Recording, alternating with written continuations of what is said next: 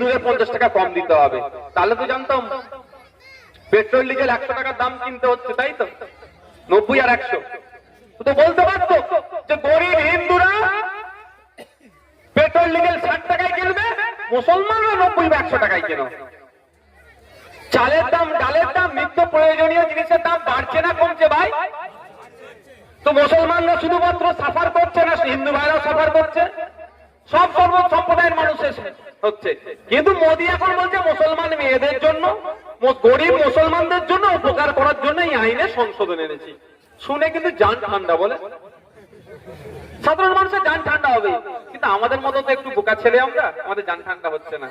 আমাদের মনে হচ্ছে মোদী অনেক কিছু কেনাকল রেখেছে। কারণ যে মোদী নিরাপত্তা নিয়ে তারা সমঝোতা করে তার বন্ধুদের জন্য, যে মোদী, যে বিজেপি আদিবাসীদের জঙ্গলের অধিকার কেড়ে নিয়েছে, কমিয়ে নিয়েছে তার বন্ধুদের জন্য, সে মোদী আবার যাদেরকে সব থেকে বড় শত্রু বলে, যাদেরকে বলে দেশ থেকে তাড়িয়ে দেবো, তাদের ভালো চাইবে? কিছু নিশ্চিত ভাবে কেনাকল আছে। প্রথম সংশোধনী দেখলাম, তারপর আইনটা দেখলাম, ভয়ঙ্কর ভয়ঙ্কর কেনাকল দিয়েছে। কি এমন কেনাকল কয়েকটা শুনবেন ভাই? শোনাও দরকার আপনাদের। শুরু করি তাহলে।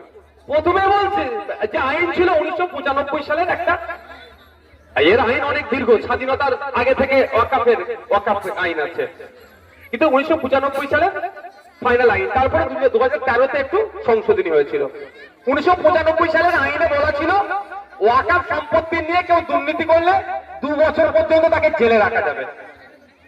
মোদী মুসলমানদের ভালো চাওয়ার জন্য ওয়াকফ সম্পত্তি নিয়ে দুর্নীতি যাতে আরো বেড়ে যায় সেটা কমিয়ে 6 মাস করে দিয়েছে। উপকার করলো তো আপনার? মানে আপনি ওয়াকফ সম্পত্তি চুরি করবেন, আগে ছিল 2 বছর জেল, এখন সেটা কমিয়ে 6 মাস। মানে ওয়াকফ সম্পত্তি লুটে নেওয়া এবার।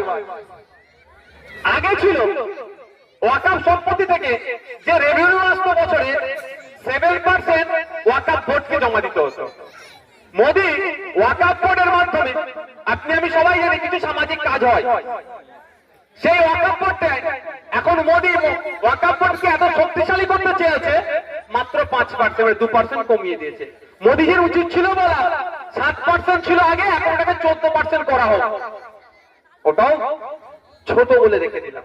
আরো ভয়ঙ্কর, যে মায়েরা বসে আছেন, বাপেরা বসে আছে, ওখানে মোদীজি বলছেন, মোদীজি মামদি বলছি, শুভেন্দু বাবুর নাম ধরে রাগ হবে আবার, বিজেপির যে আইন নিয়েছে যে নতুন কেন্দ্র সরকার, 5 বছর প্র্যাকটিসিং ইসলামের মধ্যে থাকতে হবে, তাহলেই আপনি নতুন করে জমি ওয়াকফ করতে পারবেন।